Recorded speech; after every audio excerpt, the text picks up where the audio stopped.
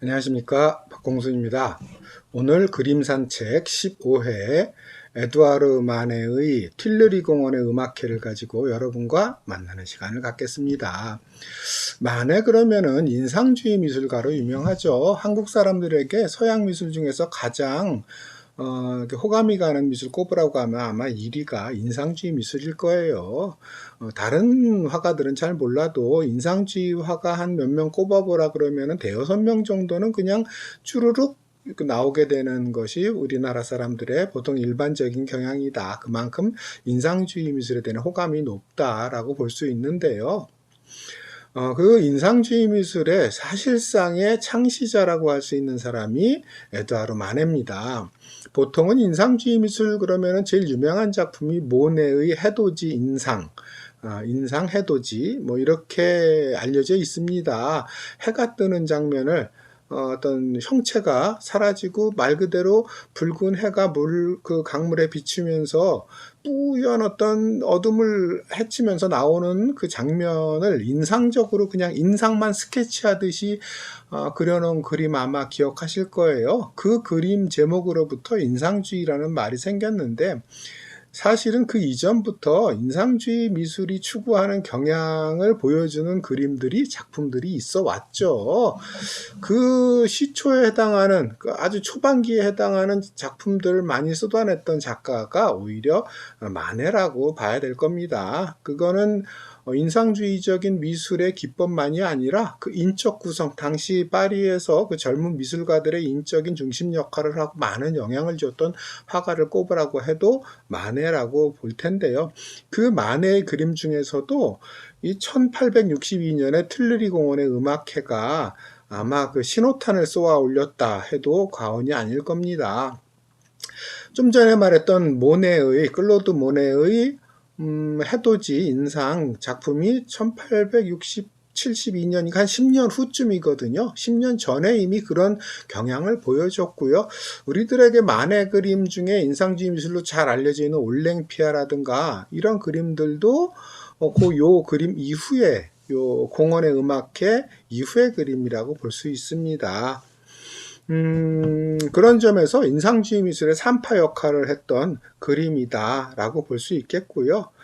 여러 가지 면에서 이 그림을 통해서 인상주의 미술의 특징을 발견할 수 있는데요. 좀 이따가 세부들을 보면서 부분들을 보면서 좀 더 구체적인 얘기를 하도록 하고 일단은 이 전체적인 분위기를 통해서 한번 접근해 보겠습니다. 공원에 여러 사람이 모여 있고 이제 음악회를 막 시작하려고 하는 그 직전 상황인 것 같아요. 수많은 사람들이 그냥 바글바글 모여 있죠. 먼저 첫 번째 특징이요. 과거의 미술이라고 하면은 특별한 주인공이 있기 마련이에요. 특별한 주인공을 통해서 어떤 특별한 주제라든가 메시지라든가 뭐 이런 것들을 전하는 것이 미술의 주요한 흐름이었다면은 인상주의 미술에 와서는 일상을 그려요. 사람들의 특별하지 않은 일상의 한 장면을 스냅사진 찍듯이 탁 보여주는 것이 큰 특징이라고 할 수 있는데 이것도 마찬가지죠. 어디에도 주인공이라고 할 만한 사람이 뚜렷하게 보이진 않아요. 가장 크게 왼쪽에 있는 노란색을 입은 두 여인이 보이긴 하지만 특별히 주인공의 의미가 아니라 그냥 여러 청중 관객 중에 한 사람이다 라고 보면 되는 거고요. 오른쪽에 아이들이나 혹은 중절모를 쓴 어른도 마찬가지라고 할 수 있습니다. 그만큼 일상의 한 순간을 담고 있고요.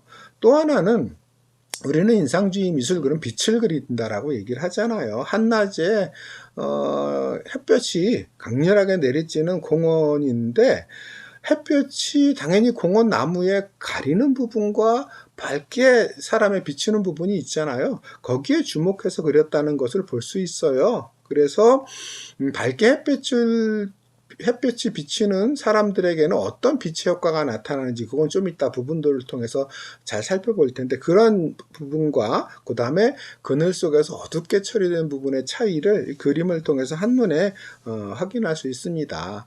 또 하나는 인상주의 미술가들은 실제 자연의 빛 아래에서 그림을 그려야 되기 때문에 빠르게 붓놀림, 손놀림을 했어야 됐어요. 실제 일회적인 빛의 효과, 그 시간, 그 장소에서만 느낄 수 있는 그 인상적인 느낌을 살려내기 위해서는 빠르게 그림을 그려야 됐거든요.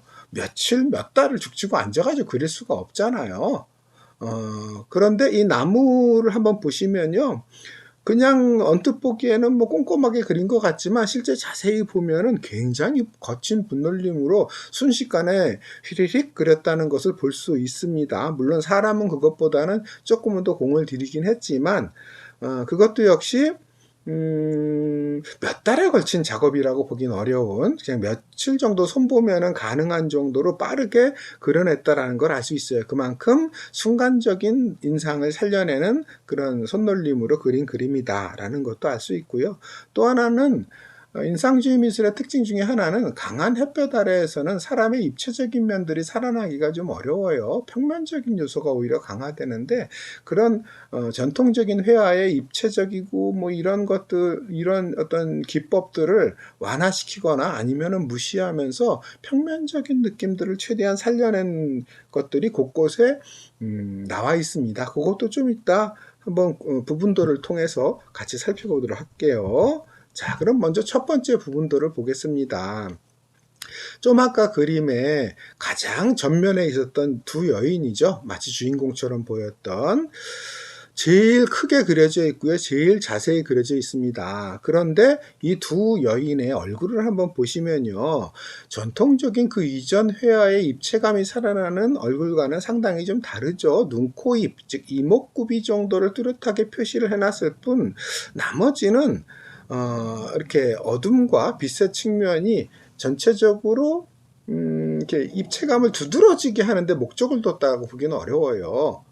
그래서 눈, 코, 입 표시만 돼 있고 특히 왼쪽 여인을 보면은 아주 미세하게만 입체감을 드러내고 그 나머지 부분에 대해서는 거의 손을 대고 있지는 않습니다. 오른쪽 여인은 그것보단 덜하지만 마찬가지로 그렇게 입체감에 공을 들이진 않았어요. 특히 옷을 보면은요. 두 여인 다 노란색 옷을 입고 있는데 거의 노란색을 평평하게 칠해서 채워놓은 느낌이죠. 뒷부분에 약간 명암 처리를 하기도 했지만 그렇게 공을 들였다고 보기는 어렵습니다. 그런데 그 뒤에 남성들 한번 보세요. 이 여인 뒤편에 있는 남성 보면 얼굴이 거의 안 보이죠. 좀 심하게 얘기해 보면은 이목구비를 뭉개놨다라고 보일 정도로 눈, 코, 입이 잘 안 보여요. 그냥 어두운 살색 같은 것들을 그냥 슬쩍 칠해놓고 그 그림자만 표시해놨을 뿐 남자, 여자 정도만 구별이 가능합니다. 그 뒤에 중절모를 쓴 남자가 있고 그 바로 오른쪽에 여성으로 보이는 여성 모자를 쓴 사람이 있지만 얼굴로는 구별이 안 가요. 그거는 그늘 아래서 당연히 사람들의 어떤 형태나 이런 것들은 무너지게 마련이죠. 어두운 그늘 아래서는. 그래서 그 앞에 여인들은 햇볕을 받으면서 이목구비를 좀 더 분명하게 그렸다면 바로 뒤에 있는 사람이지만 그늘 속에서 얼굴의 형체가 좀 사라진 것들을 그대로 묘사하게 됩니다. 그 당시 느낌 그대로를 묘사를 한 거라고 볼 수 있겠죠. 그리고 오른쪽 그림을 보시면요. 그런 면이 좀 더 강하게 드러나는데요. 중절모를 쓴 오른쪽 남자는 그래도 비교적 햇볕 아래에 있기 때문에 좀 자세히 그렸죠. 하지만 그 바지 보면은요. 더더욱 입체감이 살아나고 있진 않아요. 특히 그 남성의 앞부분을 한번 보세요. 뭐가 그려져 있는지 언뜻 보기에는 구별이 잘 안 가죠. 아주 유심히 보면은요. 그 의자 앞에 여성이 앉아 있어요. 얼굴에 베일 같은 것들을 쓰고 있고 하얀색 치마를 입고 있는데 그냥 색을 막 뭉개놓은 것처럼 사람이라고 보기 어려울 정도로 언뜻 봐서는 구별이 안 가지만 잘 보면은 얼굴이 있구나. 그 앞에 이렇게 베일을 쓰고 있구나. 치마가 의자 밖으로 이렇게 나와 있구나 정도를 자세히 봐야 알 수 있을 정도입니다. 그런데요. 햇볕이 진짜 강렬하면은 사물이 경계가 불분명해져요. 우리가 사물을 볼 때 햇볕이 따가우면은 그 눈을 똑바로 뜨고 보기도 어렵잖아요. 눈을 가늘게 보고 그냥 어렴풋이 보게 되잖아요. 정말 햇볕이 강하면은 특히 유럽의 햇볕은 강렬하기로 소문이 나 있잖아요. 선글라스 안 끼면 다니기 어려울 정도로 그런 상황, 그런 햇볕의 상태에서 우리가 본 느낌 그대로를 그렸다. 경계가 무너진 상태 그대로 그렸다라고 할 수 있겠고요. 그 다음에 입체감을 거의 뭐 의도적으로 무시하다시피 그린 것의 대표적인 거로요. 그 오른쪽에 있는 그림 맨 앞에 있는 밑에 있는 우산을 한번 보세요. 보시면은 그냥 우산에 필요한 색만 칠해놨지 어디 한 군데 입체감을 살리려고 노력한 흔적이 보이지 않죠. 특히 우산의 안쪽을 보면은 당연히 어둡게 뭔가를 처리해야 될 텐데 그냥 흰색 색을 그냥 칠해놨어요. 그래서 입체감에 주목하기보다는 그냥 형태에 주목하고 있는 것. 그래서 그 상황 속에서 받은 느낌 정도만 직관적으로 보여주는데 머물고 그 이상 파고 들어가려고 하지 않는 것을 보여주고 있습니다. 그리고 이 여인이 앉아있는 의자나 그 여인의 건너편에 있는 의자 한번 보세요. 정말 노란색으로 선 몇 개로 그냥 슥슥슥슥 그린 표시가 역력하죠. 그만큼 빠르게 묘사하는 형태조차 이제 무너져 있지만 느낌상으로 이 의자구나라는 느낌만 전달하는 데 목적을 두고 있다라는 것을 알 수 있습니다. 그래서 전체적으로는 어떤 구체적이고 명확한 형태보다는 빛에 주목하고 있고 그 빛을 통해서 우리에게 순간적인 느낌을 전달하는 것, 직관적인 느낌을 전달하는 데 머물고 있다. 거기에 주목하고 있다라는 것을 알 수 있습니다. 순간적인 느낌, 인상 중심이고 전체적인 분위기 전달에 주력하고 있다라는 것을 알 수 있습니다. 이런 것들이 바로 인상주의 미술이 가지고 있는 특징적인 양상이라고 할 수 있는데요. 그게 본격적으로 시도된 최초의 그림이 바로 이 틸러리 공원의 음악회다라는 점에서 역사적인 의미를 갖는 그림이다 할 수 있겠고요. 좀 몇 년 지나서 그린 그림인데요. 만해의 발코니라는 다음 그림을 보면은요. 햇볕의 변화에 따라서 사람의 묘사가 어떻게 달라지는지를 조금 더 자세히 볼 수 있습니다. 보면 발코니 앞에 있는 여인에게는 그 햇볕이 가감없이 그대로 다 쏟아지겠죠.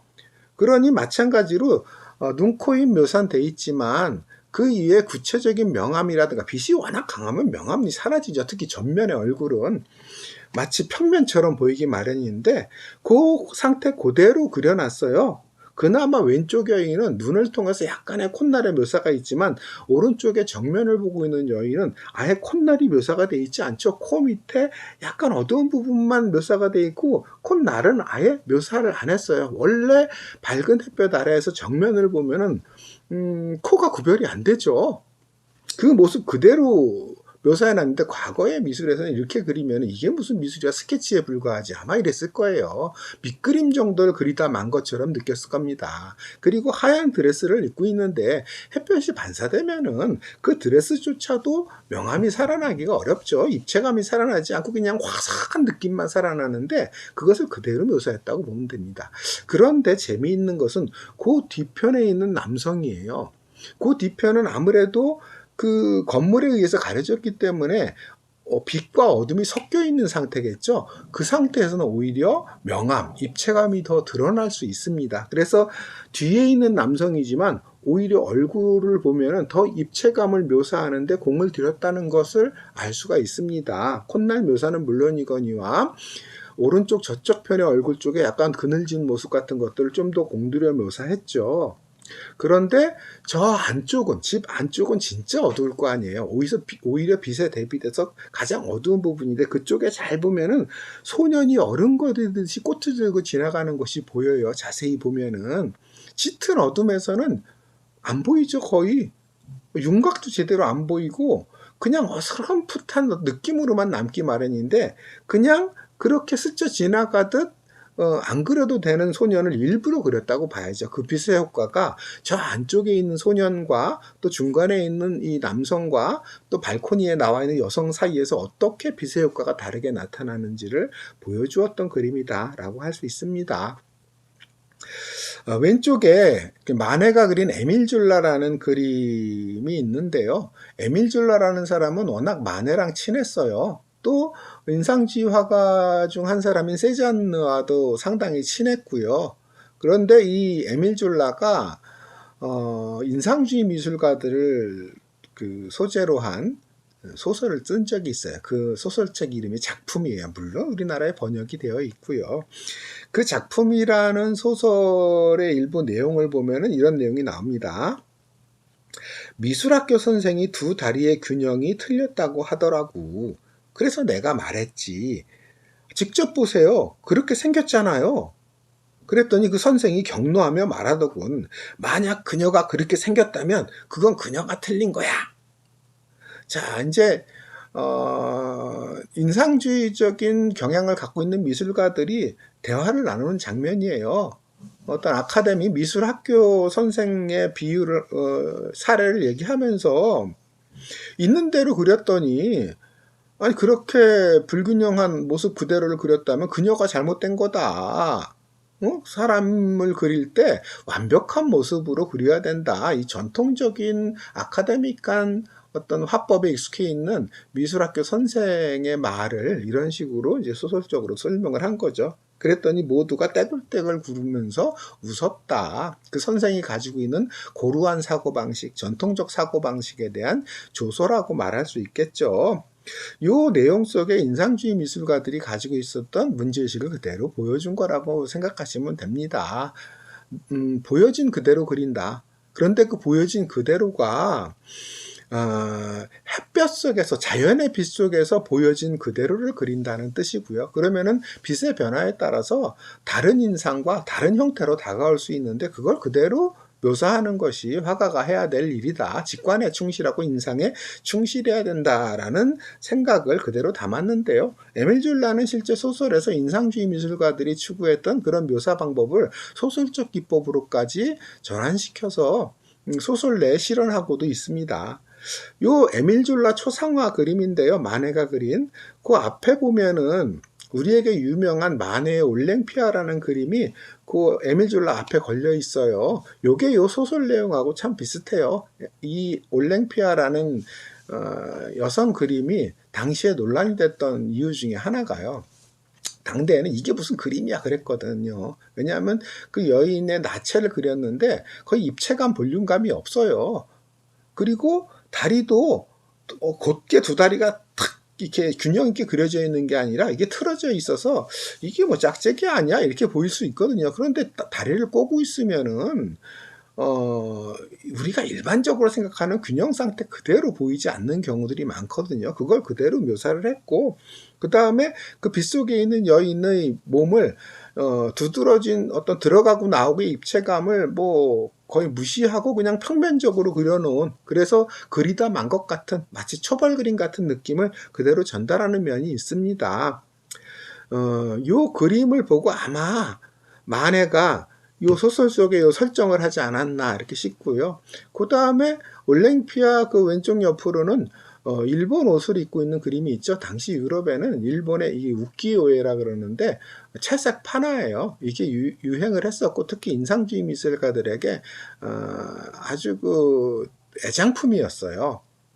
화려한 색을 띠고 있는데 당연히 다 목파나니까 평면적이죠. 평면임에도 불구하고 훌륭하게 사물이 가지고 있는 효과라든가 분위기를 살려내고 있는 일본의 이 채색 파나 우키요에를 보면서 인상주의 미술가들이 많은 영향을 받았거든요. 뭐 그런 요소들을 그 일본 파나에서 우리가 한번 생각해 볼 수 있습니다.